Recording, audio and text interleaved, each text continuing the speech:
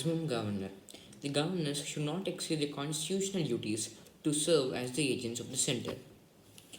So the governors of any state, they should not become more than a constitutional they should not become more than a constitutional agent and use other powers.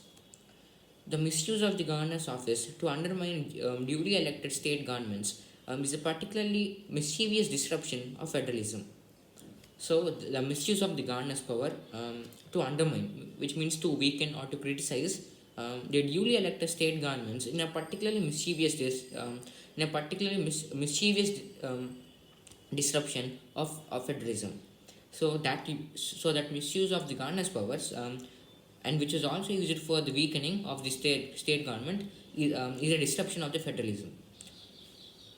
Kerala Governor Arif Muhammad Khan's frequent use of its powerful oratory to defend the center and the question the state and question the state on sensitive topics makes him partisan and undermines democratic process.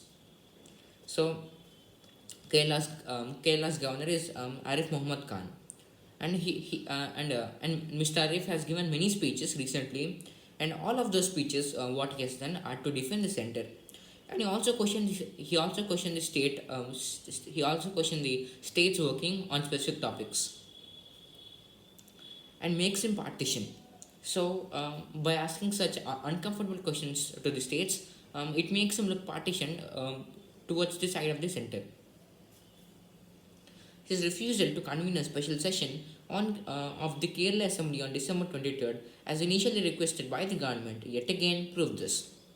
So, this friction between Mr. Arif and the state government has been clearly proved when he rejected or declined the conducting of a special session meeting on December 23rd.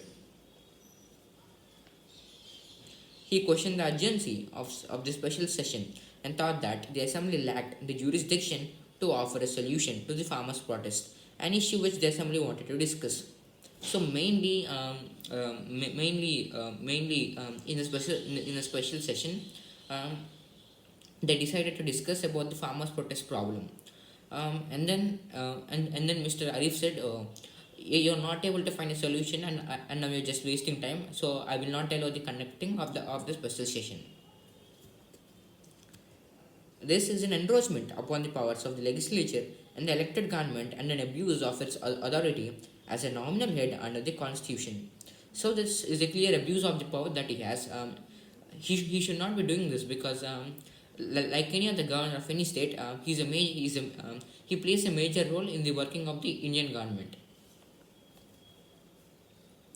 His conduct was comparable to that of his counterpart in Rajasthan, who refused to convene a session of the assembly in July last year as demanded by the chief minister.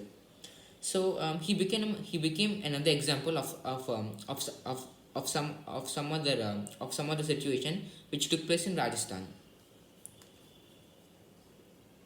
Kerala Chief Minister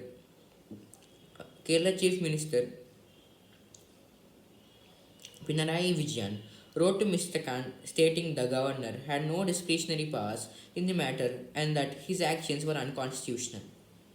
So, after the governor of Kerala or Mr. Arif declined the meeting, then the chief minister of Kerala he wrote a letter to the central government about it as a complaint.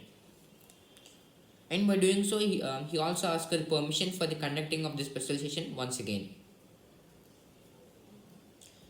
This position was supported by the opposition too. Thankfully, the government made an amended request for convening a session, and the governor accepted it. So the second time when the chief minister of Kerala had made a request and sent it to the central government as a complaint, after all that, the governor of Kerala or Mr. Arif has accepted the conducting of the meeting. Mr. Khan had earlier questioned resolution passed by the Kerala Assembly on the Citizenship Act, besides making public statements supporting the CAA and the farm laws. So Mr. Arif, as I told, he has been giving many recent speeches, and in almost all of those, he has been asking the state some uncomfortable questions. So he raised some questions about the citizenship Amendment Act, and he also raised other questions on the on how the Kerala government's working is inefficient. To assume that an assembly is acting unconstitutionally if it disagrees with the parliament is disingenuous. So, if an assembly of any country, if it disagrees with the parliament of any state, then it's obviously disingenuous. Means it's not honest. By lending himself and his office to such partisan conflicts, Mr. Khan is also besmirching his personal reputation as a fiercely fair-minded public figure. So before all this, the picture of the reputation of Mr. Khan, it was very clear, and it was fine going. But after this situation, he besmirched himself and even the central government, which means that he has spoiled the reputation of his career, and even this and even the, he also spoiled the state of the central government. Such conduct by a governor can weaken federalism. So obviously, these types of situations or problems could create havoc in the Indian government. In the event, the controversy overshadowed by the one-day session on December 31, which saw the repeal of the central laws that are at the heart of ongoing farmer agitation. So, while this controversy was going on, because of this controversy,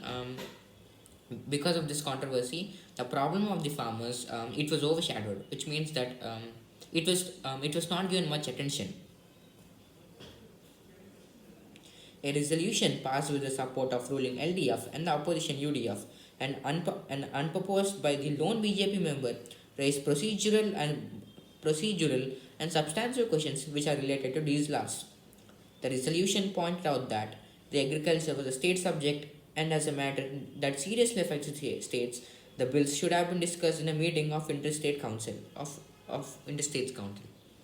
Um, so this controversy has been continuing, and this has led to another controversy in the matter of farming. In the matter of farming, and states have concluded that farming or agriculture is specifically a state's topic, and the center has no right to do something in the matter of that.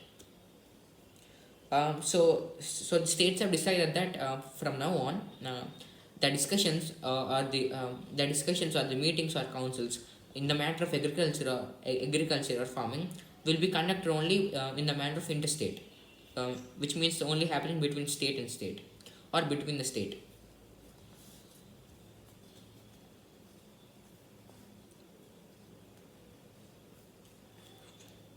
The bills were passed in the haste. The bills were passed in haste without even referring them to the standing committee of the parliament, which the assembly termed a serious matter. So in the forming of those bills of the farming or agriculture, the state government or the parliament, it was not even referred to. So they did not have any type of consent of the state, and still they have proceeded with the laws.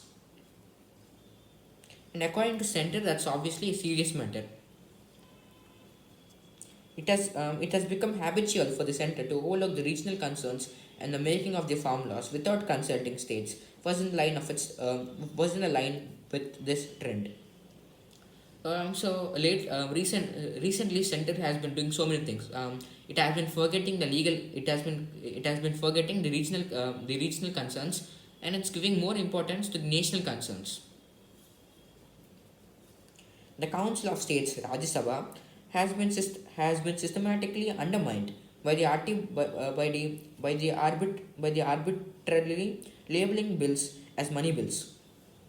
Um, the Council of States, Rajya Sabha, it was systematically criticized, or it was weakened, or it lost confidence, as the center named some random bills as money bills.